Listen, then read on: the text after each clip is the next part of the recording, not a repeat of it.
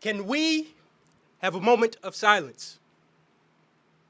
Now, that moment of silence was not for these fellow poets, but for our brothers that we've lost from the lack of a four-letter word. And that word is love.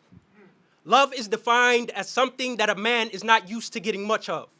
Without stipulation, that is. I'll give you love if you provide everything that I want you to provide whenever I want you to provide it. Get on your routine, just like clockwork. Even if your clock don't work, you better clock in.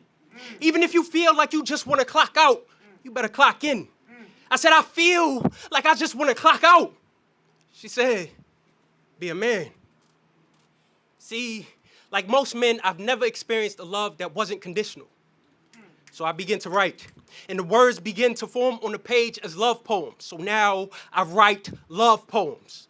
To stop myself from going completely numb, I write love poems. To feel a love that isn't based upon providing something first, because what happens if for a moment I'm not able to provide the way you want me to? She says what one man won't do, another will, so easily replaced to the highest bidder. Sold to the next man up that can introduce her to a vibe that he can maintain. Until he can't maintain it, like life don't be lifing, like man can't feel, like man can't deal with those feelings he feels. Like, why are men never allowed to go through anything?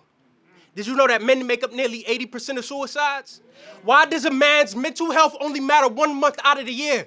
What am I supposed to do with the other 11? See, being a man is the coldest story ever told, and it never gets warm. See, men are only truly loved under the conditions that you provide something, and if for some reason, for a moment, you're not able to provide, you get sent to the doghouse with an empty plate. When your cravings are full, I'll be your good boy if I can get a little piece of love. See, it's crazy how a woman can tell a man how to be a man but don't know how to treat man.